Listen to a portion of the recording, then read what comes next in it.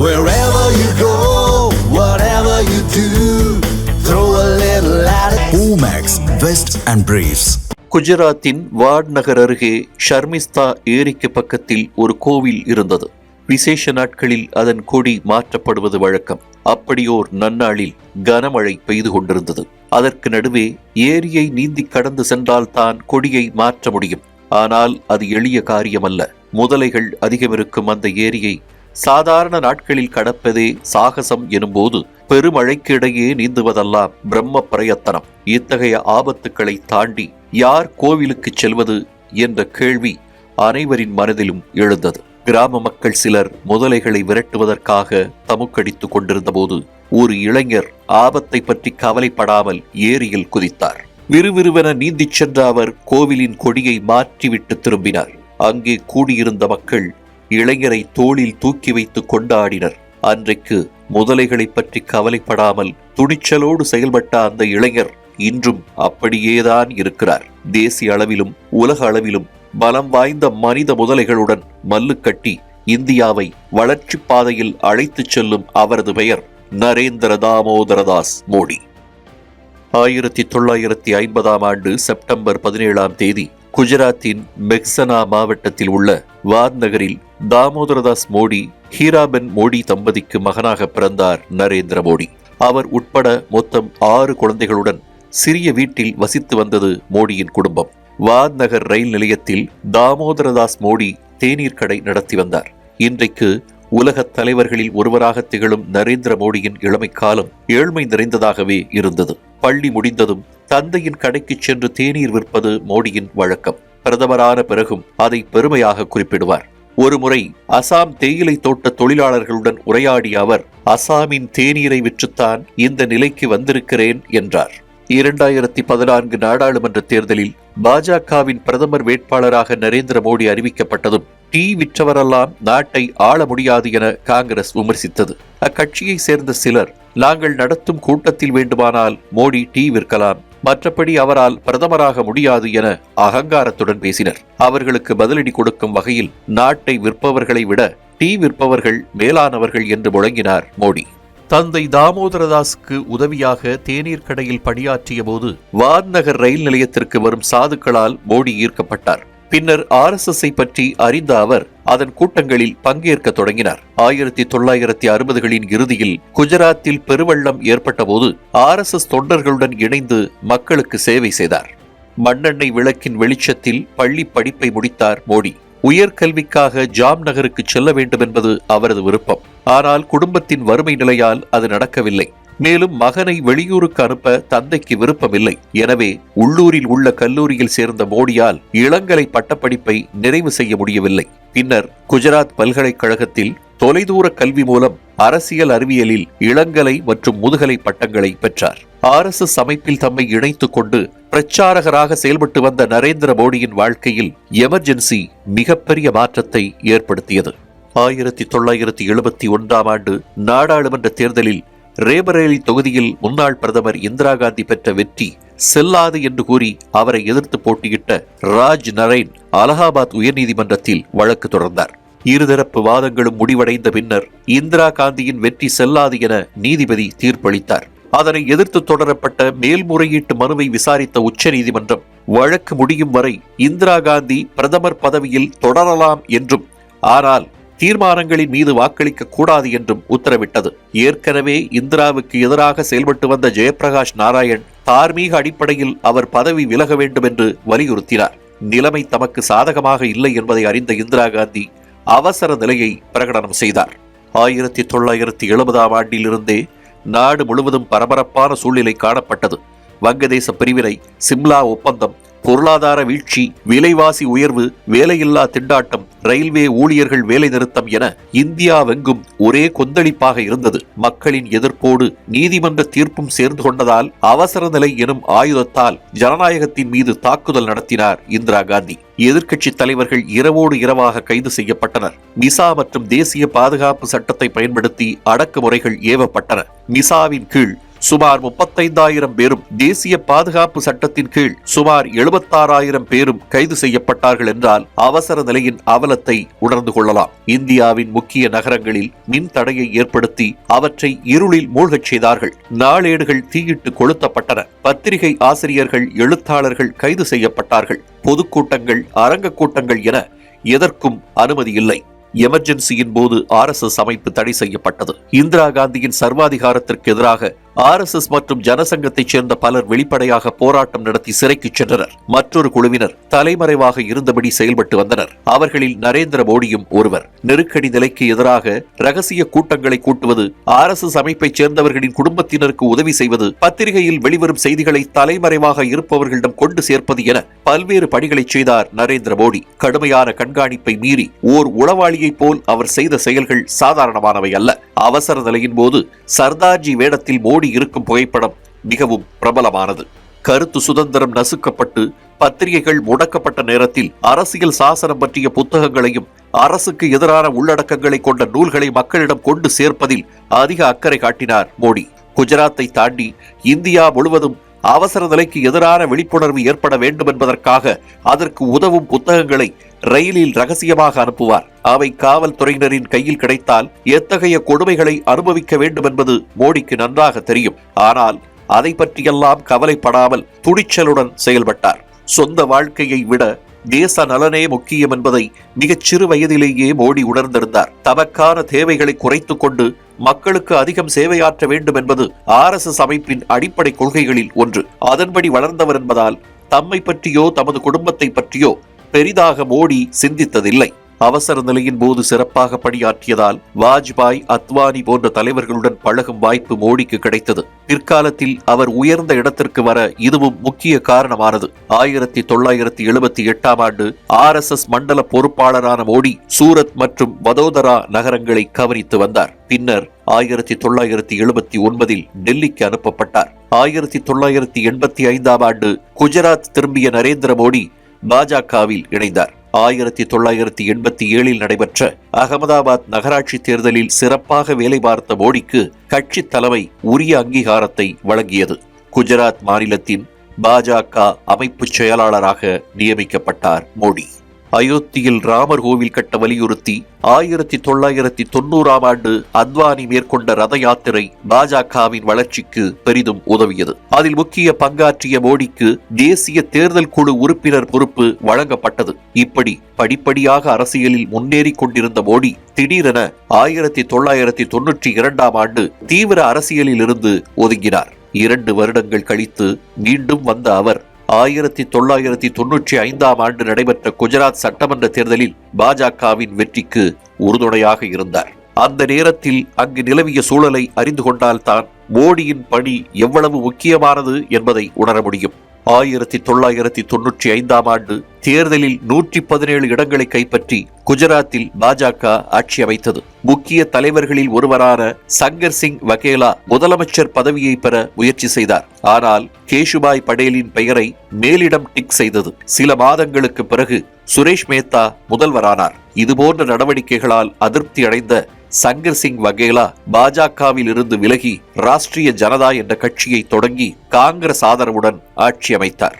அப்போது பாஜகவுக்கு ஏற்பட்ட நெருக்கடியை சமாளித்து 1998ஆம் ஆண்டு மீண்டும் கட்சியை அரியணையில் ஏற்றினார் மோடி. அவரது திறமையை அறிந்து கொண்ட தேசிய தலைமை பாஜக பொதுச் செயலாளர் பதவியை வழங்கியது.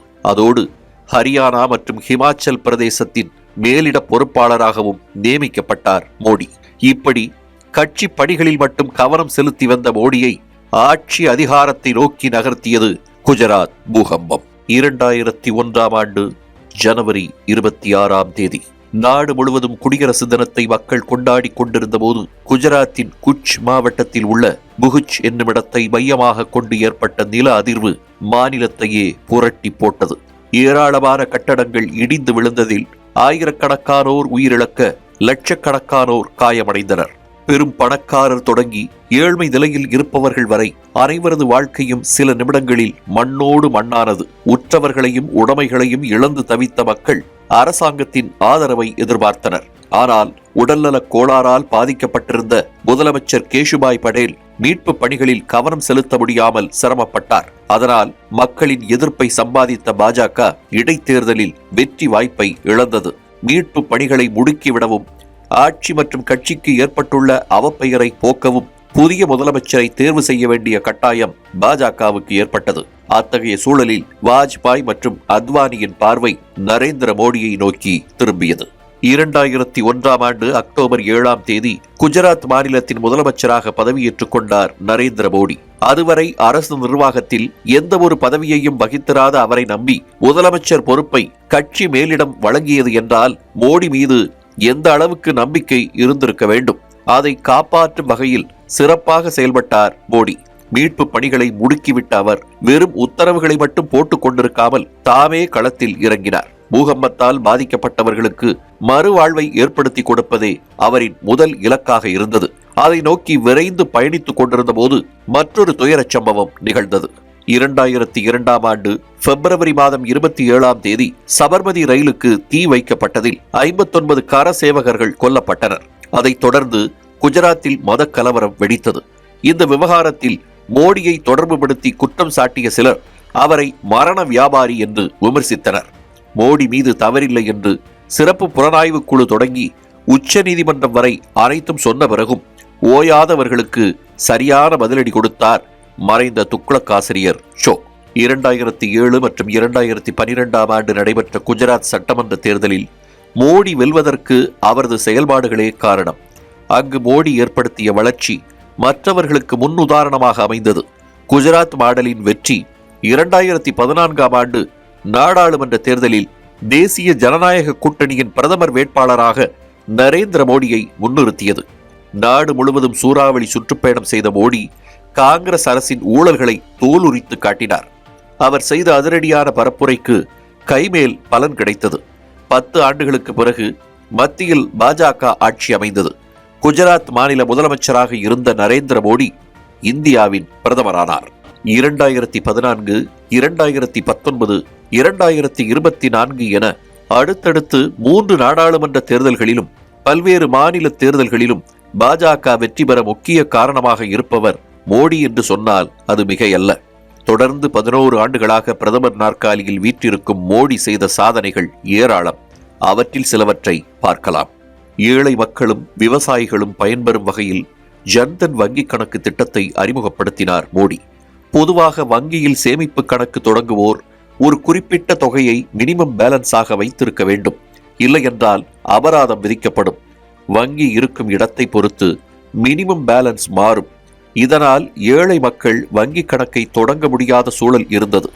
அவர்களின் சிரமத்தை போக்குவதற்காக ஜீரோ பேலன்ஸ், அதாவது வைப்பு தொகையே இல்லாத வங்கி கணக்கு திட்டத்தை கொண்டு வந்தார் மோடி. அதன் மூலம் எளிய மக்களுக்கு காப்பீடும் வழங்கப்பட்டது. அரசு வழங்கும் மானியங்கள் நேரடியாக பயனாளிகளின் வங்கி கணக்குக்கு செல்ல இந்த திட்டம் உதவியது. 2014 முன்பு ஒரு குடம் நீருக்காக பெண்களும் தாய்மார்களும் நீண்ட தூரம் நடந்து செல்லும் அவல நிலை இருந்தது. கால்கடுக்க அலைந்தும் அவர்களுக்கு நல்ல தண்ணீர் கிடைக்கவில்லை. தாய்மார்களின் சிரமத்தை போக்குவதற்காக ஜல்ஜீவன் திட்டத்தை மோடி செயல்படுத்தினார். ஏழை தாயின் மகன் என்பதால் எளிய மனிதர்களின் இன்னல்களை அவர் அறிந்திருந்தார். அனைவருக்கும் வீடு, பெண்களை தொழில் முனைவோராக்க சிறப்பு திட்டங்கள், மாணவர்கள் மற்றும் இளைஞர்களின் திறன்களை மேம்படுத்துவதற்கான திட்டங்கள், விளையாட்டு வீரர்களை ஊக்கப்படுத்துவதற்கான செயல்பாடுகள் என நாட்டு மக்களுக்காக நரேந்திர மோடி தலைமையிலான மத்திய அரசு பல்வேறு திட்டங்களை நடைமுறைப்படுத்தி வருகிறது. 2016 கருப்பு பணத்தை ஒழிப்பதற்காக உயர் மதிப்பு கொண்ட ரூபாய் நோட்டுகள் செல்லாது என்று பிரதமர் அறிவித்தார். அதன் பயனை உணராமல் காங்கிரஸ் உள்ளிட்ட கட்சிகள் மோடியை விமர்சித்தன. வழக்கம்போல் வீண் புகார்களை புறந்தள்ளிவிட்டு ஆக்கப்பூர்வமான செயல்களில் அவர் கவனம் செலுத்தினார். பண மதிப்பிழப்பை போல் காஷ்மீருக்கு சிறப்பு அந்தஸ்து வழங்கும் 370வது சட்டப்பிரிவை ரத்து செய்ததும் மோடி எடுத்த துணிச்சலான நடவடிக்கைகளில் ஒன்று. இதன் மூலம் காஷ்மீரில் வன்முறை வெடிக்கும் என எதிர்க்கட்சிகள் கூப்பாடு போட்டன. ஆனால் அப்படி எதுவும் நடக்கவில்லை. முத்தலாக்குக்கு தடை விதித்தது, வக்ஃபு வாரிய சட்டத்தில் திருத்தம் மேற்கொண்டது போன்றவையும் முக்கியமான நடவடிக்கைகளே. அயோத்தியில் ராமர் கோவிலை கட்டி பாரதிய ஜனதா கட்சியின் நீண்ட நாள் இலக்கையும் லட்சக்கணக்கான மக்களின் எதிர்பார்ப்பையும் நிறைவேற்றியவர் நரேந்திர மோடி. உட்கட்டமைப்பு வசதிகள் சரியாக இருந்தால்தான் ஒரு நாடு வளர்ச்சியடையும். அந்த அடிப்படையில் பெருநகரம் தொடங்கி குக்கிராமம் வரை சாலை வசதிகளை ஏற்படுத்துவது, ரயில் இணைப்பை உருவாக்குவது, விமான நிலையங்களை புதுப்பிப்பது, மேம்பாலங்கள், பள்ளிகள், மருத்துவமனைகளை கட்டுவது என கடந்த 11 ஆண்டுகளில் ஆயிரக்கணக்கான கோடிகளை கொட்டி நாட்டை மேம்படுத்தியிருக்கிறார் மோடி. புல்லட் ரயில், செனாப் பாலம் என பல உதாரணங்களை அதற்கு சான்றாக காட்டலாம். உலக பொருளாதாரத்தில் இந்தியாவை முதலிடத்திற்கு கொண்டு செல்வதற்காக முழு மூச்சுடன் செயல்பட்டு வருகிறது மத்திய பாஜக அரசு. சிறு வணிகர்கள் முதல் பெரு நிறுவனங்கள் வரை அனைவருக்கும் தேவையான கடன் வசதிகளை செய்து கொடுப்பது, ஸ்டார்ட் அப்களை ஊக்குவிப்பது, விவசாயிகளுக்கு தேவையான சேமிப்பு கிடங்குகளை உருவாக்குவது, வேளாண் பொருட்களுக்கான குறைந்தபட்ச ஆதரவு விலையை உறுதி செய்வது, உழவர்களின் வருவாயை இரட்டிப்பாக்குவது, ஏற்றுமதிகளை அதிகரிப்பது என பல்வேறு பணிகள் நடைபெற்று வருகின்றன. இந்தியா எல்லா விதத்திலும் தன்னிறைவு அடைவதற்கான மேக் இன் இந்தியா திட்டத்தை செயல்படுத்தி வருகிறார் மோடி. இந்தியாவில் உற்பத்தி செய்யப்பட்ட பொருட்கள் உலகம் முழுவதும் ஏற்றுமதி செய்யப்பட வேண்டும். அதன் மூலம் நம் நாட்டின் பொருளாதாரம் மேம்பட வேண்டும் என்பதே அவரின் இலக்கு.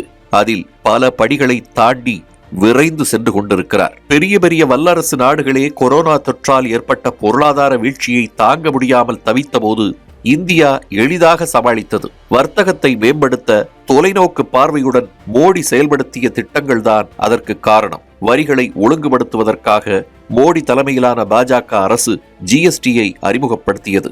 அதில் பல்வேறு சீர்திருத்தங்கள் செய்யப்பட்டிருப்பதன் மூலம் மக்கள் மீதான வரிச்சுமை குறைக்கப்பட்டிருக்கிறது. சட்டவிரோத பணப்பரிமாற்றத்தை தடுப்பதற்காக டிஜிட்டல் பரிவர்த்தனைகள் ஊக்குவிக்கப்படுகின்றன.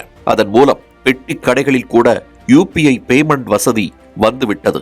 எய்ம்ஸ் மருத்துவமனையை நாட்டின் பல்வேறு இடங்களில் உருவாக்கியது, குறைந்த விலை மருந்தகங்களை ஏற்படுத்தியது, புதிய மருந்துகளுக்கான ஆராய்ச்சிகளை ஊக்கப்படுத்தியது என சுகாதாரத்துறையில் மோடி மேற்கொண்ட நடவடிக்கைகளால் கொரோனாவுக்கு தடுப்பூசி கண்டுபிடிக்கும் அளவுக்கு மருத்துவத்துறையில் இந்தியா வளர்ச்சி அடைந்துள்ளது. எல்லாவற்றிற்கும் மேலாக தேச பாதுகாப்பிற்கு அதிக முக்கியத்துவம் கொடுத்து வருகிறார் மோடி. பாகிஸ்தான் எல்லைக்குள் நுழைந்து இந்திய ராணுவம் சர்ஜிக்கல் ஸ்ட்ரைக் நடத்தியதையும், ஆபரேஷன் சிந்தூர் மூலம் பாகிஸ்தானை பதற வைத்ததையும் மறக்க முடியாது.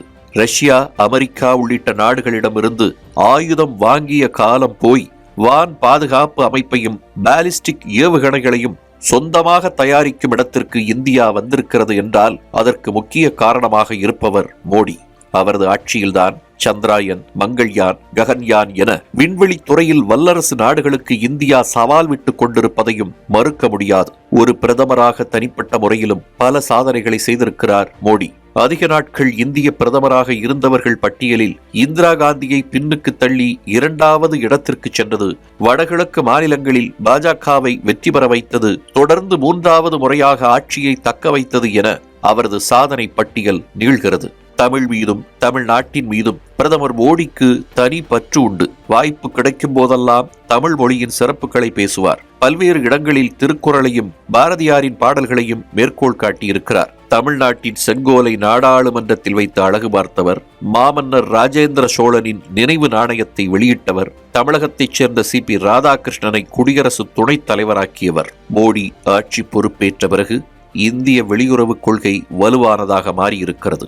எப்போது பார்த்தாலும் வெளிநாட்டிற்கு சென்று விடுகிறார் என பேசியவர்கள் எல்லாம் ஷாங்காய் மாநாட்டில் சீன அதிபர் ஷி ஜின்பிங்கும் ரஷ்ய அதிபர் விளாடிமிர் புதினும் மோடியுடன் காட்டிய நெருக்கத்தை பார்த்து வாயடைத்து போயிருக்கிறார்கள். தமது ராஜதந்திர நடவடிக்கைகள் மூலம் பெரியண்ணன் மனப்பான்மை கொண்ட அமெரிக்காவையும் அதன் அதிபர் டிரம்பையும் அரண்டு போகச் செய்துவிட்டார் மோடி. 50 விழுக்காடு வரி மூலம் இந்தியாவை அச்சுறுத்தலாம் என்று நினைத்த டிரம்பை பேச்சுவார்த்தைக்காக இறங்கி வர வைத்திருக்கிறார். தற்போது இருப்பது பழைய இந்தியா அல்ல, இது புதிய இந்தியா, மோடியின் டிஜிட்டல் இந்தியா என உலகம் உணரத் தொடங்கிவிட்டது.